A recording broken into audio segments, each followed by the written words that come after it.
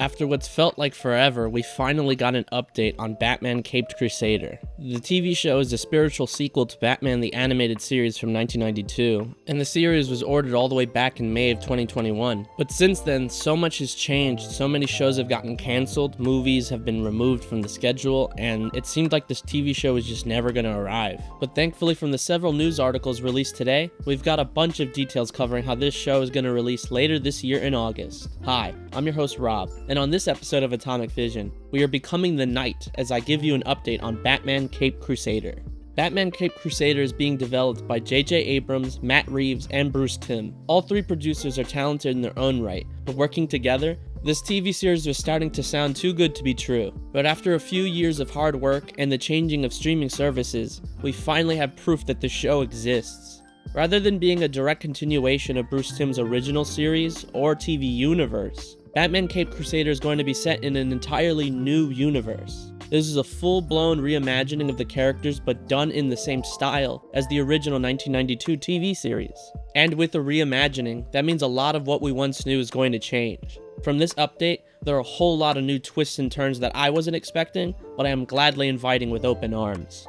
From the first photo released, it is now confirmed that Harley Quinn is going to be one of the many villains in this series, but with a brand new twist to it. For one, Harley Quinn will no longer be the ditzy blonde sidekick to Joker. Instead, she will be an Asian American and a villain in her own right. Bruce Timm said there might be something interesting about bringing her on the show, just not as Joker's girlfriend. So how do we do that?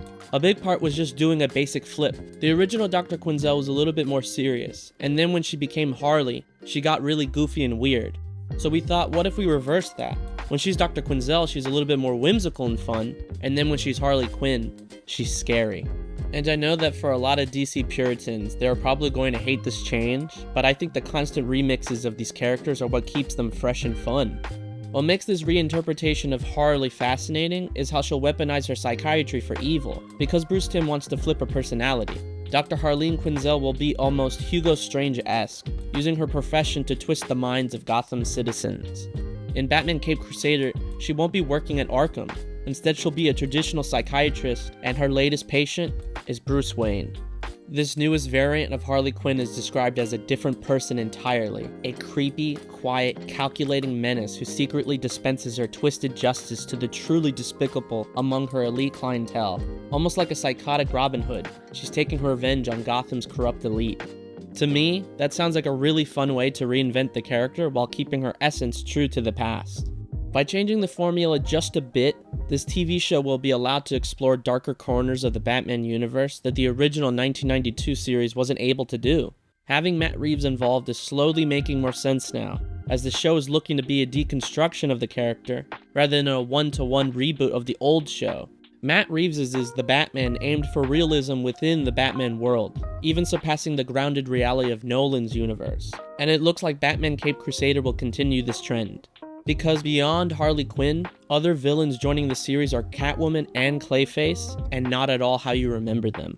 Bruce Timm said that he didn't want to redo his variant of Catwoman from Batman the Animated Series, or the version that Ed Brubaker and Darwyn Cooke did in the early 2000s with their practical leather jumpsuit, which has become her default look in the comics and movies. We wanted to do something different, so we thought, well, let's go all the way back to the beginning. I love the original look that she had in the 40s, it's purple.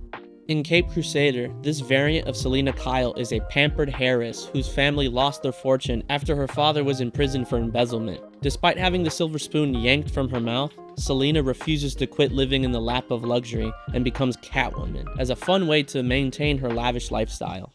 As for Clayface, they rewound the clock to his first variant where he is not a shape-shifting blobby monster. In Batman Caped Crusader, Clayface will be a mass serial killer on the loose, harkening back to old-school horror films like in the giallo subgenre. His new, technically old, backstory goes as this. Thanks to his unique facial features, screen actor Basil Karlo has been forever typecast as a B-movie heavy. Frustrated by the limitations his appearance put on both his career and personal life, Karlo turned to an experimental serum that promised to change his face. However, not only does the serum ultimately disfigure his face, but it ruptures his last bit of sanity, creating the tragic, vengeance-seeking villain named Clayface. But some things are always going to stay the same, and much like the original show, Batman Caped Crusader is going to take place in a timeless era in history that is neither new nor old. Inspired by the 1940s, the way the world and characters will look will keep the same nostalgic feeling of the original show, but amped up to 11. No futuristic technology, no modern day references, and it is yet again leaning into the detective noir aspects of Batman's universe. Hell, they won't even have the Bat computer in this show, so that's how you know they're going old school with this one. Computer, do you hear me? Hello, Master Bruce. Alfred, there's something wrong with the Bat computer. Watch this. Computer. Nothing. Computer. Do you see what I'm saying? As for Commissioner Gordon, we are keeping the recent tradition of having the character portrayed by a person of color, and I think that's really cool. Much like Nick Fury in the Marvel Universe, or Perry White in the DC Universe, some characters can be portrayed by anyone, and I appreciate that DC is always game to switching things up. It allows any actor a chance to play their favorite characters, and that's always a good thing. In this show, Gordon will be a former cop close to retirement, hired to play along with the corrupt system and run out the clock till he can draw a pension. But as always, the corrupt GCPD are sorely underestimating Jim Gordon because he's a damn good cop. A damn good bat signal. Well, For a damn good cop. oh. In the end, no matter how much Gotham changes, Batman remains all the same. Bruce Wayne will be experiencing the same identity crisis that Robert Pattinson's Batman is currently going through. Having to balance his faux playboy persona with his true self, a creature of the night. Timm goes on to say, quote, "He's a really weird human being. He's not obsessed with his parents' murder, but it changed him in a way where he's still not adjusted to being a human being. He's literally Batman, inside. That's who he is. Whenever he's Bruce Wayne, that's just not him with a mask off. That's him wearing a person suit. He's trying to pretend to be someone he's not." This variant of Batman is described as a cold, remorseless avenger of evil. The Avengers Society. I like that for some reason.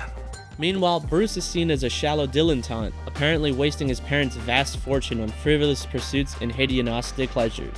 But of course, it's all an elaborate facade, carefully constructed to divert the attention from his activities as the Batman. I am so damn excited for this series, and I'm happy that somebody rescued this show from cancellation. Batman Caped Crusader releases August 1st on Prime Video, and I can't wait to cover the show here on the channel. Thank you so much for watching. If you enjoyed this episode of Atomic Vision, leave a like, subscribe for more, and I'll see you next time. What a guy.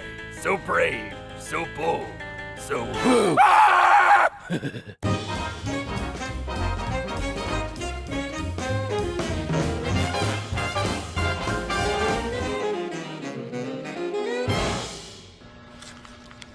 What is this? It's a meme, Batman. I don't understand.